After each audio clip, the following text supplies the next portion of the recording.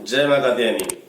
मित्रों, जैसे कि आपको पहले बताया मैंने पहले वाले एपिसोड में कि एकादशी के बारे में आपको क्या खाना चाहिए और क्या नहीं खाना चाहिए, इस बारे में आपको विशेष सचेत किया था मैंने।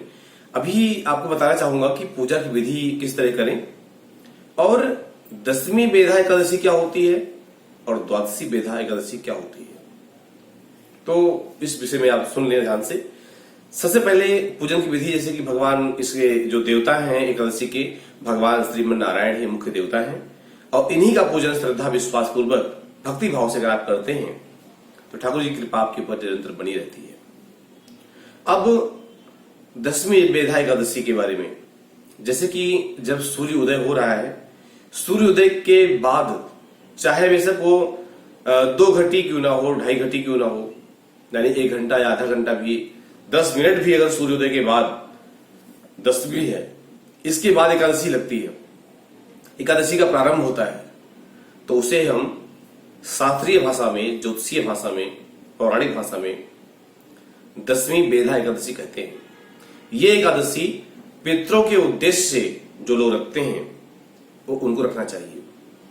यानी कोई अपने माता के उद्देश्य से रख रहा है, कोई दादी के उद्देश्य से रख रहा है, यानी जो संसार में नहीं है और साल भर जो कि वर्षी से पहले व्रत का पालन आप कर रहे हैं कि भाई ये व्रत का फल उनको मिले, उनको प्राप्त हो, तो संकल्प पूर्वक जो ये कार्य करते हैं पितरों के उद्देश्य से, पिता, दादा, माता, दादी, इनके लिए भी आप कर रहे हैं एकादशी का व्रत पालन, तो ये दसवीं बेधा एकादशी उनके लिए होती है। अब आते हैं द्वादशी बेधा पर। क्या है?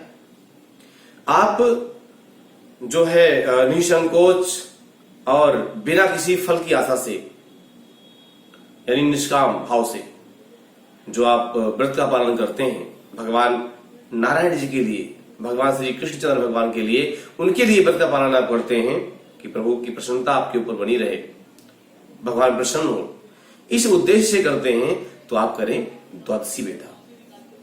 सूर्य उदय में एकादशी तो है। अच्छा, कई बार ऐसा भी होता है कि सुबह सूर्य उदय हुआ है और उससे 1 घंटा पहले एकादशी लगी है, तो एकादशी तो मान्य है ही। और कई बार ऐसा होता है कि वो तो एकादशी आपको पूरा पालन करना ही है। जैसे सूर्य उदय हुआ तो सूर्य उदय के बाद 1 घंटा एकादशी है या आधा घंटा एकादशी है या दोपहर तक एकादशी है, उसके बाद लगती है द्वादशी। आप सोचते हैं कि बार आप अपने घर में लोग पंचांग आजकल खरीद कर रख लेते हैं और कहते हैं भैया पंचांग तो हमारे घर में भी है, हमने देखा वहां तो एकादशी इतने बजे तक थी, आगे तो थी नहीं, क्या करें? तो वहां आप कंफ्यूज हो जाते हैं और शास्त्र को, नियमों को, व्रतों को आप दोष देने लगते हैं कि यहां लिखा कुछ और है, देखो इतने बजे तक है। नहीं, हर व्रत का एक नियम होता है, हर व्रत का एक फल होता है, तो उस नियम को आप जरूर जानें। अगर सुबह सूर्योदय के बाद तक कुछ क्षण तक भी एकादशी है, बाद में द्वादशी लग जाती है, तो आपको एकादशी उसी दिन रखना चाहिए। ये विशेष नियम है। आप इसमें अपने घर में पंचांग रखें, कोई दिक्कत नहीं, मुझे कोई परेशानी नहीं है। लेकिन अगर नियम नहीं जानते हैं तो आप निश्चित कंफ्यूज होंगे और बाद में धर्म को आप कलंकित करेंगे, धर्म को आप दोष देंगे कि देखिए हमारा सनातन धर्म ऐसा है, वैसा है। ऐसी अनाप शनाप बातें कई बार लोग करते, मैं सुनता रहता हूं, लोग कहते भी हैं, समझाता हूं, ज्यादा प्रयास चलता है। बाकी जो नहीं समझने वाले हैं भैया बस समझो, कोई बात नहीं, लेकिन मेरा प्रयास यही रहता है कि आपको सही रास्ते दिखाए जाए। तो मित्रों, इस विधि से अगर आप एकादशी व्रत का पालन करते हैं आपको पूर्ण फल मिलता है। आपकी जो अंतरात्मा है वो स्वयं गवाही देती है आपको कि हाँ, ये व्रत का फल सत्य गया है, सही गया है। तो इस विधि से आप व्रत का पालन करें। ठाकुर जी को धन्यवाद दें कि कम से कम उन्हीं कृपा से आज मैंने आपको ये जो नियम बताए हैं, समझाए हैं। मेरा प्रयास है कि आप इस व्रत का पालन सही करेंगे।